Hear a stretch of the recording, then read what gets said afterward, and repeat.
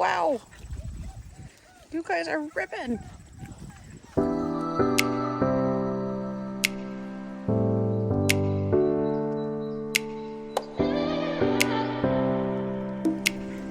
Hi, Ella. Hello.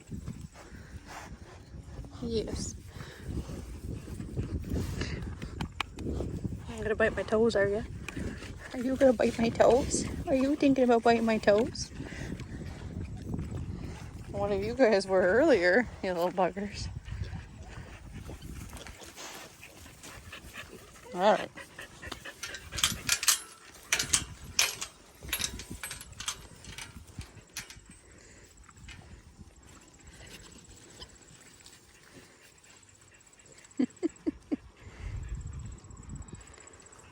You guys are quite smart. Pigs will establish a boundary. So, if you notice, yes, we do have an actual gate here, but this line itself is only just above my ankle. And what they've done is they keep pushing the dirt to kind of establish their little boundary, but as far as I can go.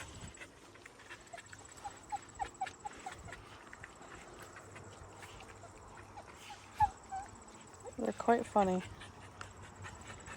They all have personalities. This is Yella and this is Dot.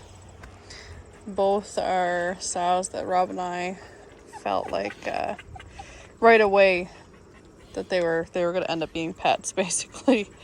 And out of the entire meat group, they did end up getting bred at a very similar time, about a week apart.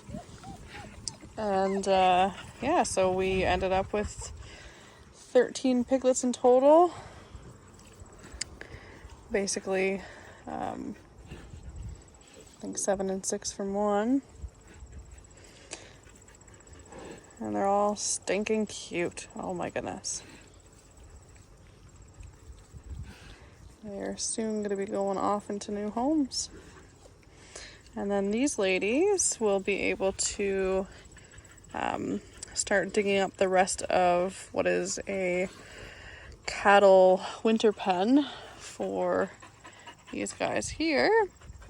Now they won't be in it this year, but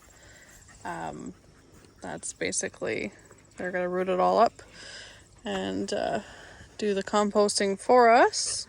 Because on the other end is a lot of buildup of hay and manure, and I did try to throw some seeds in there. I threw some corn in there, and it didn't want to go. It just burnt it, so it's not properly composted, and that's what happens. So these guys will do a really good job of doing that for us. So they did do it in this barn because the cattle did have a run in, and it is now just like a silty soil, and all the straw and everything that was really thick is composted and broken down into smaller pieces. Yeah, so that'll make it easier for us to get it out. Look at these two fighting over a stick. Oh my goodness. What you got? You got a stick, do you? And yeah, so like everything has a purpose here when it comes to the land. The cows do fertilize when they're out on pasture. However, during the winter, because we're in Canada, they will go into a more compacted pasture, and that causes an issue with us because this is just a small fragment of what we could get out. It's so compacted over the winter that it's very difficult to dig out unless you have special buckets and grapples and that to do that. So while we did have a genius idea of having a gate on one end so that we could drive right through out into here, open this gate and push it out, it still needs to be basically composted in there and then lifted and churned and everything else like that. And as you can see, these guys have no issue doing that. They can just get their nose right in there and turn that soil. So we're where most people have issues with pigs is that they want to root and dig in there and get some big holes and everything. We're basically using that natural instinct for a purpose that's going to help us. So that's what they're going to do for us. Less work on our end, and we're using the pig's natural ability. And we also, in the end, we get a beautiful byproduct. The bacon off these guys is absolutely spectacular. All the meat is, really. It's very dark.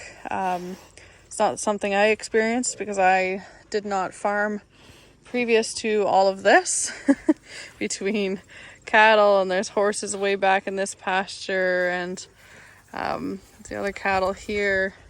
This is all new to us. We've only been doing this for about 2 years now.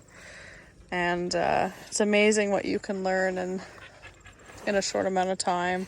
And a lot of it is just trial and error. And a lot of error on our part for some stuff. But you just got to kind of jump into it and learn as you go.